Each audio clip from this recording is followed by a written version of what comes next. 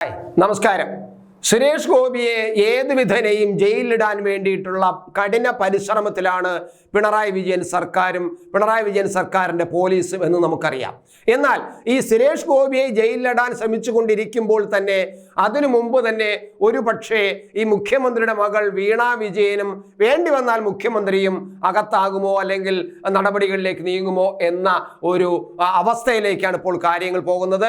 മറ്റൊന്നുമല്ല, ഈ CMRLന്റെ മണൽ വാരൽ, അത് കരിമണൽ വാരലുമായിട്ട് ബന്ധപ്പെട്ട് ഇൻമനേറ്റ് അടങ്ങിയ കരിമണൽ വാരലുമായിട്ട് ബന്ധപ്പെട്ട് നടന്ന ആ ഒരു മാസപ്പടി വിഷയമുണ്ടല്ലോ, ആ മാസപ്പടി വിഷയവുമായി ബന്ധപ്പെട്ടുള്ള കാര്യം തന്നെയായിരിക്കും വീണ വിജയന് കുരുക്കാകാൻ പോകുന്നത്, മുഖ്യമന്ത്രിക്കും കുരുക്കാകാൻ പോകുന്നത് എന്നതാണ് ഇപ്പോഴത്തെ ഏറ്റവും അവസാനത്തെ ഒരു സംഭവ വികാസം. അത് മിക്കവാറും അതിനുള്ള ശ്രമങ്ങൾ കേന്ദ്ര കോർപ്പറേറ്റ് മന്ത്രാലയം ആ കാര്യത്തിൽ നോട്ടീസുകൾ അയച്ചു കഴിഞ്ഞു. അതായത് ഏറ്റവും പ്രധാനമെന്ന് പറയുന്നത് 2019 മാർച്ച് 1-ാം തീയതി കേന്ദ്ര സർക്കാർ ഒരു നിയമം പാസ്സാക്കിയിരുന്നു. അതായത് ഈ സ്വകാര്യ മേഖലയിലുള്ള ഖനനങ്ങൾ പൂർണ്ണമായും നിരോധിച്ചുകൊണ്ടുള്ള നിയമമാണ് പാസ്സാക്കിയത്. അത്തരത്തിലുള്ള ഉത്തരവാണ് ഗവൺമെന്റ് ഇറക്കിയത്.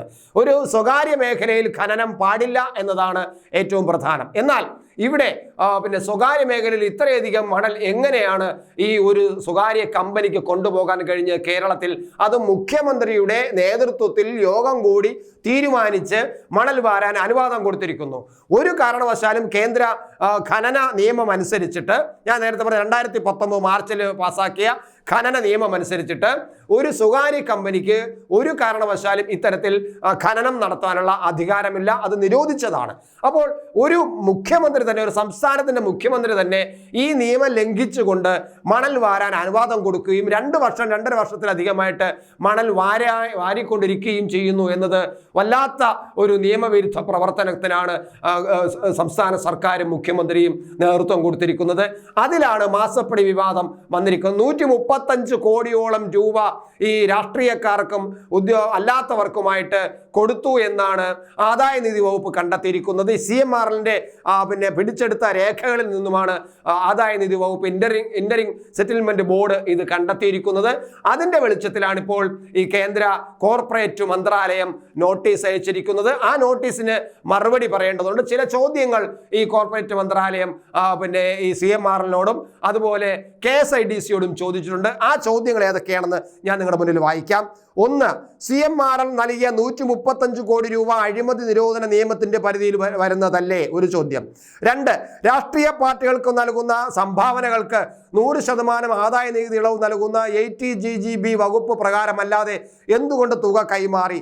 രാഷ്ട്രീയ നേതാക്കൾക്ക് നേരിട്ട് പണം നൽകേണ്ടത് എന്തിനങ്ങനെ കൊടുത്തു എന്നാണ് രണ്ടാമത്തെ ചോദ്യം. 3.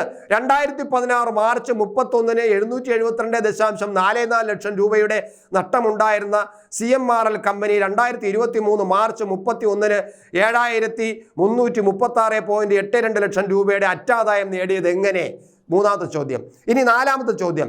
കേന്ദ്ര സർക്കാർ 2019 മാർച്ച് 1-ന് സ്വകാര്യ മേഖലയിലെ ഖനനം പൂർണ്ണമായി നിരോധിച്ചതിന് ശേഷവും CMRL കമ്പനിക്ക് ഇത്രയധികം കരിമണൽ, ഇൻമനേറ്റ് അടങ്ങിയ കരിമണൽ എങ്ങനെ ലഭിച്ചു? ഈ 4 ചോദ്യങ്ങൾക്ക്, പ്രധാനമായ 4 ചോദ്യങ്ങൾക്ക് KSIDCയും CMRLും മറുപടി പറയേണ്ടി വരും. അതോടൊപ്പം തന്നെ ഈ വീണ വിജയനും അതുപോലെ ഈ ഇതിൽ പേര് ഉൾപ്പെട്ടുള്ള മറ്റ് ചില നേതാക്കന്മാരുണ്ടല്ലോ, PV എന്നൊക്കെ പേരിൽ എഴുതിയിരിക്കുന്ന അങ്ങനെയുള്ള നേതാക്കന്മാരുടെ പേരിലും ഈ ഇതുണ്ടല്ലോ കോർപ്പറേറ്റ് മന്ത്രാലയത്തിന്റെ നോട്ടീസുകൾ അയച്ചിട്ടുണ്ട്.